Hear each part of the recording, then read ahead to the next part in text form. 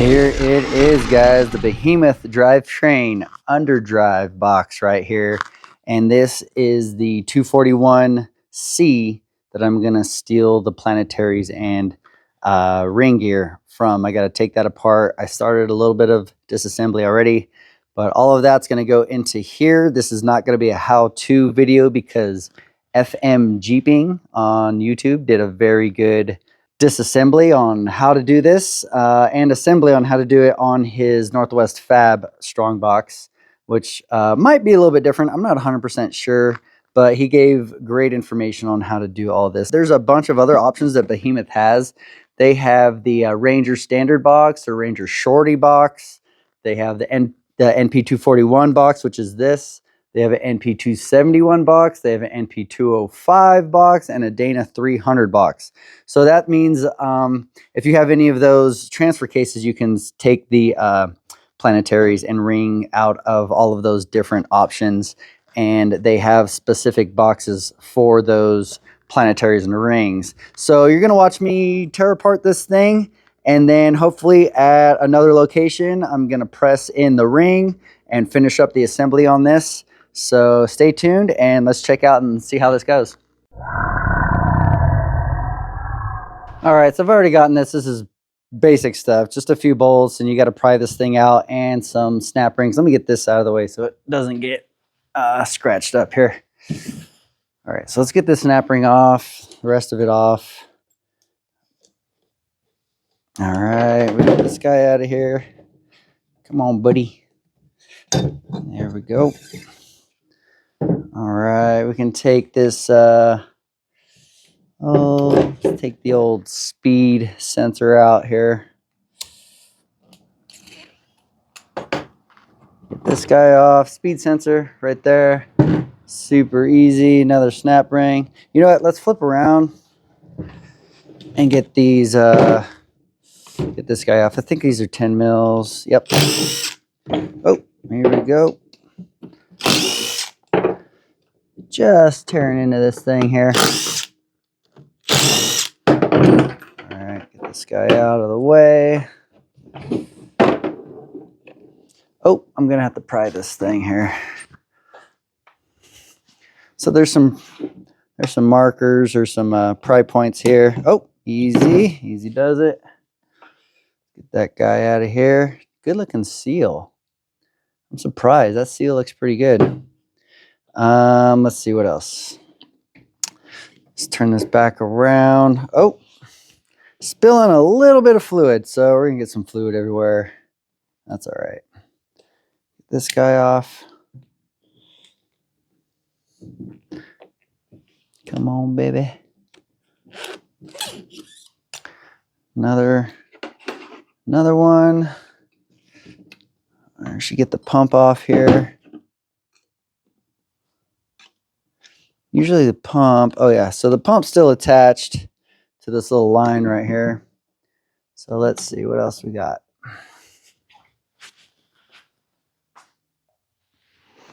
All right, back around to the front again. Let's see what we got here.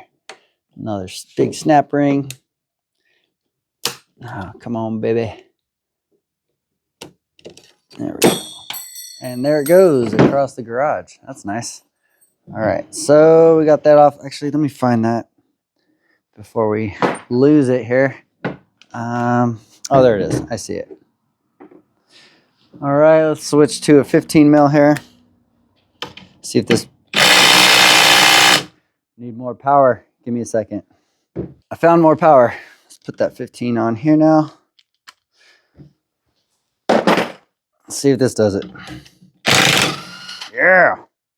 All right. I think there's 11 of these. Why isn't the water? What do I want to do?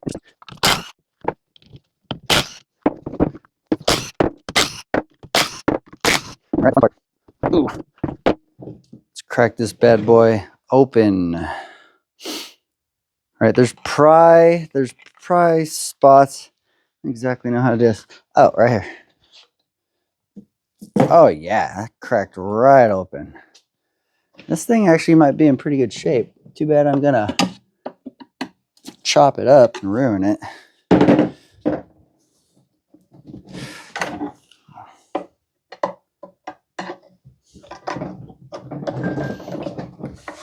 Let's see, do I have any other snap rings holding this thing?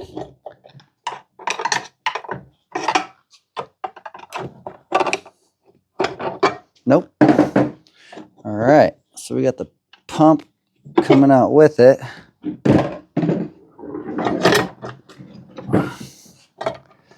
Not a bad deal there.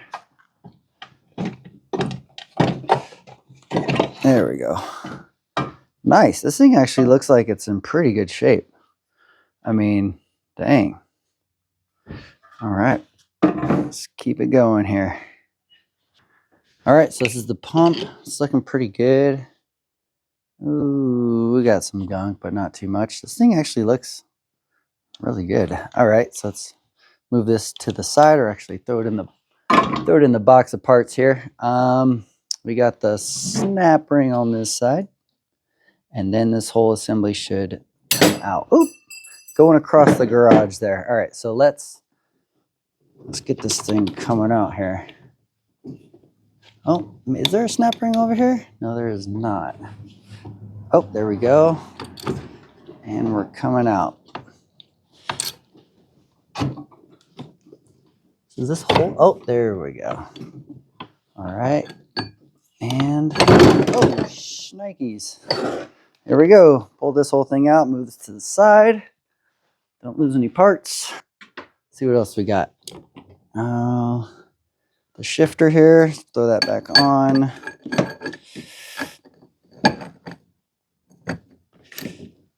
Good. We don't need to worry about that guy. And how do we take this out here? So the little gear selector here, so it's on the outside and the inside, all the way down. So mine was, up. Let's go down, all the way down. So once that goes down, you should be able to wiggle this thing out here. Or not.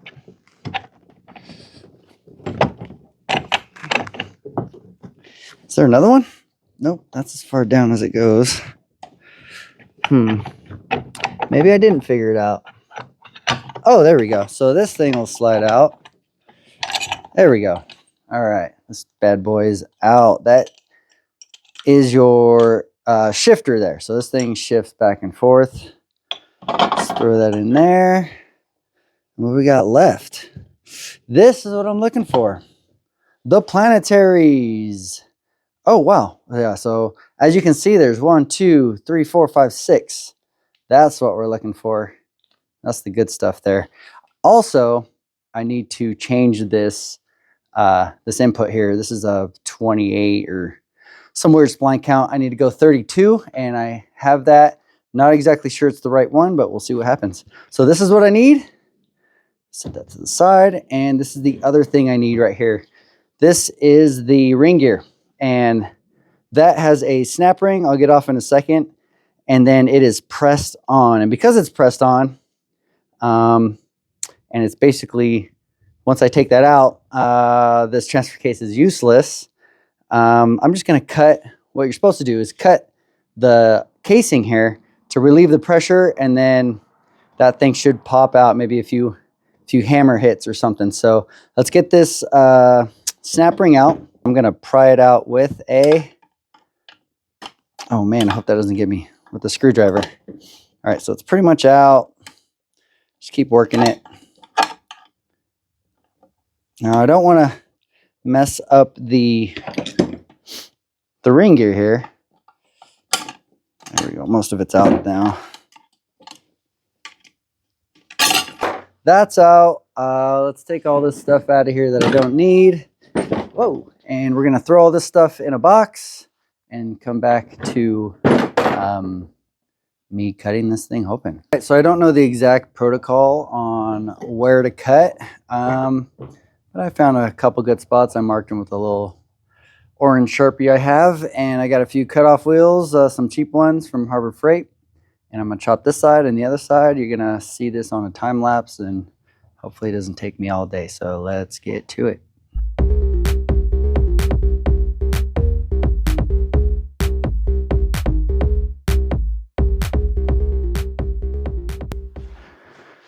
All right, I'm not sure if you all could see that on the time lapse there, but this actually came off pretty easily.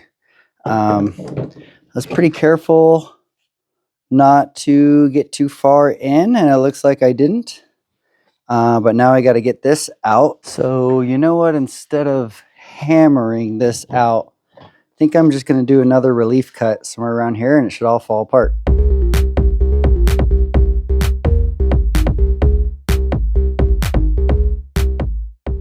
Well, dang, I'm a little disappointed that this popped out while you were on the hyperlapse there, the time lapse. But all I did was one more little relief cut there, and then just drove my little guy in there, and it popped right out. So this thing popped right out pretty easily. So we got this guy. And this next part should be at somebody else's shop, pressing this bad boy into the Behemoth Strongbox. All right, guys, I made it. I'm at Jesse Lee's shop. Yes, my guy. And we have the planetaries and the ring right here. And he's helping me out with making sure we have all this right with trying to press that thing in. So first off, instructions are for this ring to be pressed down into. So this is top, bottom, if this was top and bottom. So we're gonna give that a shot. And what are you measuring here, dude? We just want to make sure that we actually go all the way home, right? So, you know, making sure that this face is fully seated against the register in here, right? So we don't know what we're dealing with, so we'll measure it here. We get 1.375. Yeah. I'll just write that down.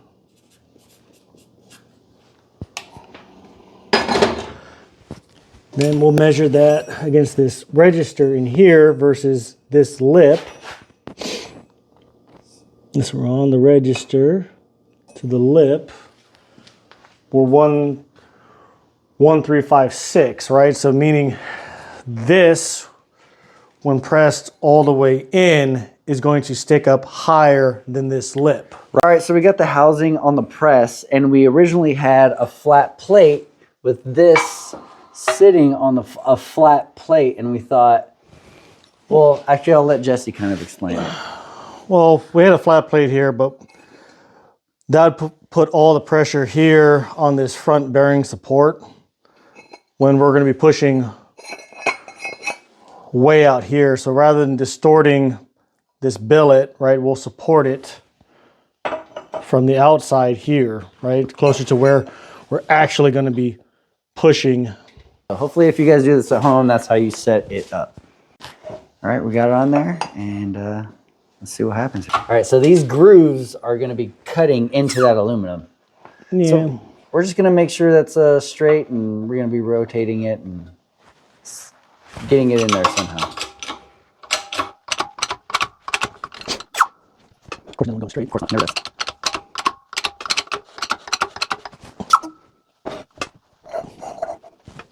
So when you first press it in, the side went first, and you're trying to get the other side. It's not going perfect. Actually, that's pretty good now. Just a little behind the side.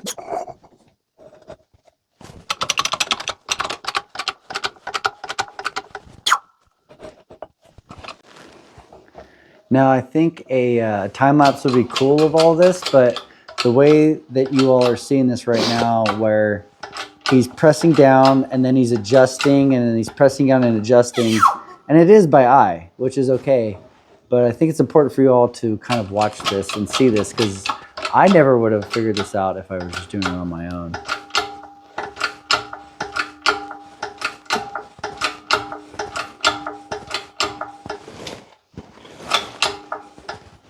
So I'm going to bore you guys and make you watch all of this. But it's a good thing. It's a learning process.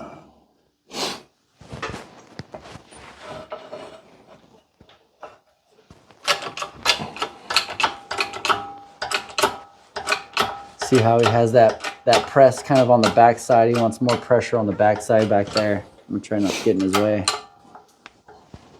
He's letting go and then adjusting.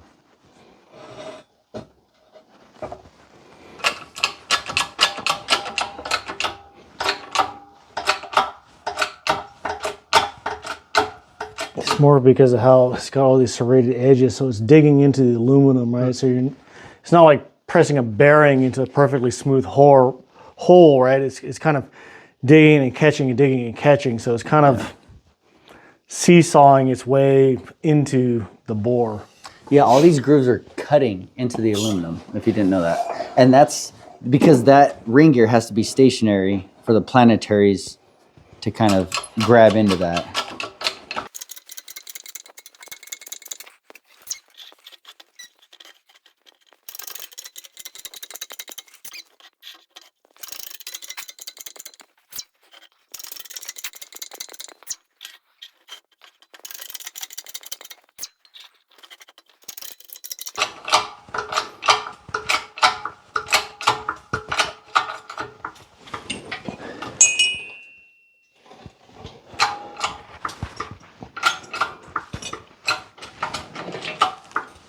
Ooh. Oh.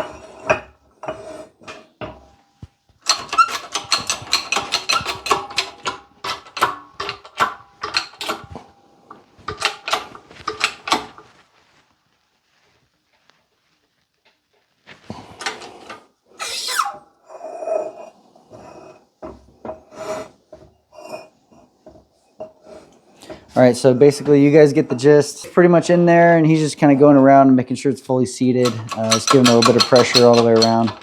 So it's in there. I'm excited.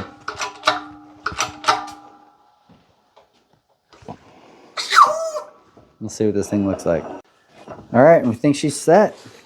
Looking pretty. Let's see what it looks like. So you got the tiniest bit of a lip right there. Oh, barely. You can barely feel it. It's really out here, right there. So we'll run a straight edge across it. Right? We can check it with a set of feeler gauges to make sure it's equal all the way around. Oh, really? Okay, let's do it. Heck yeah. Extra. What? You don't want to go to the moon? He's doing it right. He's doing it right. Oh, wait, I forgot we're building rock crawlers, not going to the moon. He's a machinist. I told you, he's a machinist. All right. He's going to go find some feeler gauges and a straight edge and all that. But this is the most satisfying feeling when you put some planetaries in and they all catch and it's just beautiful. Look at that. Oh, that's so cool. So 10th thou clear, 11th thou was tight on both sides, so it was good. Cool. That's awesome. Well, that thing's pressed in. And now I got to press in these needle bearings into this. So there's two options for a 32 spline. There is what they call a big bearing and a small bearing. And I got the big bearing. This is not it, is it? Oh, maybe it is. And I got to show you guys something. So real quickly, I'm going to show you guys this. There are options in here. So there's, can you do me a favor and just hold that real quick?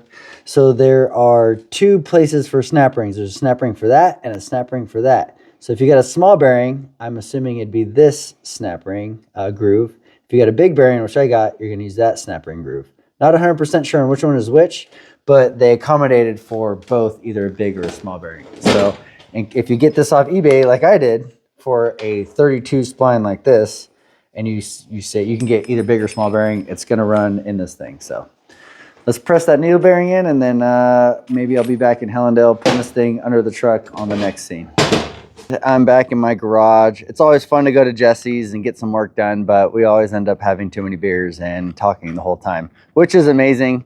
But I got this ring in, or he got this ring in, and I'm trying to figure out how to piece everything else together. So I got the shift collar. So I stole the shift collar off the NP241, put it on here. That's super easy. You just put the shift fork in the grooves and pop it in. Super easy. This is the shaft here, 32 spline, And this guy right here has its own little pilot bearing right here that I need to stick into the new 32 spline input here. So I'll need to press this in just like that. I'll have to get it in there and press it in. I have this bearing driver set, bearing driver kit, and all I'm gonna do is take this bad boy and punch this pilot bearing in. You don't really need to watch me do that. Another thing is, this is the old 27 spline that originally came off the NP241 planetary set here.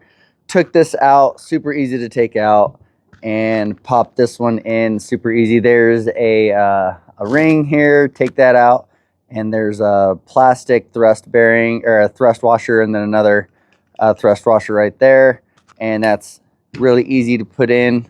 So now we have the GM32 spline. And then I put this pilot bearing in, like I said, and this right here, this is the seal for the outside right here. So around there, we got the seal in there. This seal came with the 32 spline that I bought, and we're not going to use that, but it's cool to know that I have another seal. They're a little bit different, a little bit thicker. So this is the one that came with Behemoth, so I'm going to use that guy. Also, this is what I'm having a little trouble with. This is the bearing that came with the GM32 spline right there, and this bearing sits. Let's see, where's it? I think it's no, it's right here. So this bearing sits right here on this guy. So right here, right. But what I'm going to do is I am going to punch this guy in. I'm not going to use a press, but I'm going to use this bearing driver, pop it in there. It's the exact diameter I need. Hammer that down. Now there's a little trick to this. Once this goes down, I think I've showed you this before, there's that groove right here. The second groove is where I need to get this snap ring. Now this isn't this snap ring would usually go over something, not actually into something. So this is an OD, this is an ID. That would use a different snap ring, but this needs to get cut an inch. So I'm going to zip that off an inch, and then using this oil groove right here, I'm going to sneak it into not the first one, but the second one, the second groove there, and that will hold in this bearing. So I think I'm going to go do that right now. And then I am going to, once I get that in, oops, get this bearing in, and then once I get this snap ring in, all the way in, then I need to press this shaft all the way into that bearing until it mates up all the way down into there. So once I get that done, then it's pretty much all done. So then everything will flip. Whoops. So this pilot bearing will go there, this will go on there, and then this will all go in there. And I think that's all it. And I got some oil in the corner over here. Got some oil ready to go. And then once I bolt it all back up with these 6 bolts, that should be it.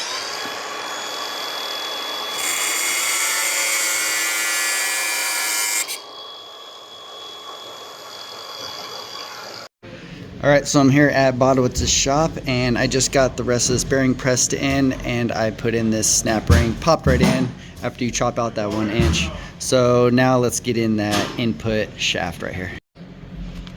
All right, so we got the input going into that bearing. Just gonna press this bad boy in. Let's get this straight first.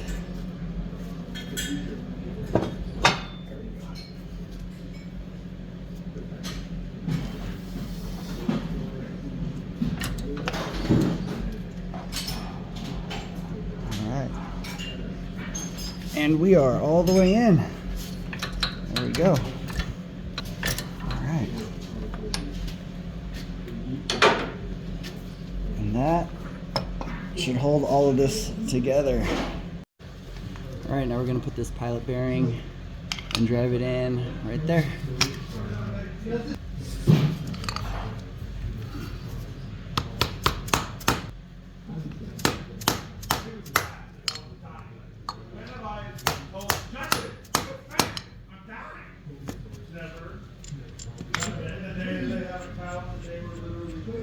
I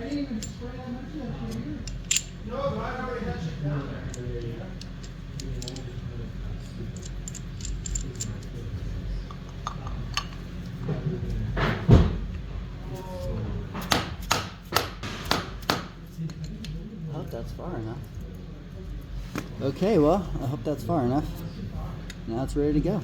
All right, everybody, I want to finish up this underdrive build from Behemoth right now. So just got to show you, I put everything together. Let's pull this off here. So everything is in here that I need. I even got the pilot bearing in there, and I clocked this the way I need it to go into the truck. Shifter is on, everything is good on that end. The output drive right here has a rubber seal at the end of it against this bearing all the way down here. So that all is sealed. This has its own seal right here already in there.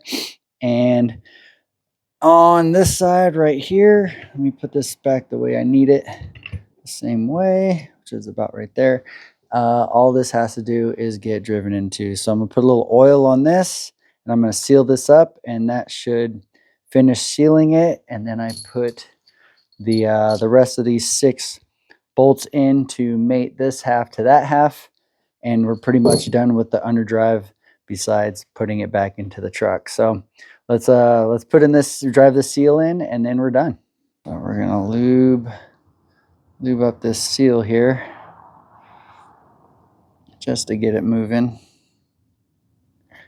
and then we're gonna tap away. So, oh, well, there you go. That goes on just like that. Sounds like everything's okay, I hope. And we're gonna tap away a little bit here. Okay, I had to do the seal off camera because it turned out to be pretty ugly, but I got it in there. Seal is in there. Hopefully it doesn't leak. We will see in the coming couple weeks here. All right, so now I got to put these bolts in, and it's pretty much ready to go.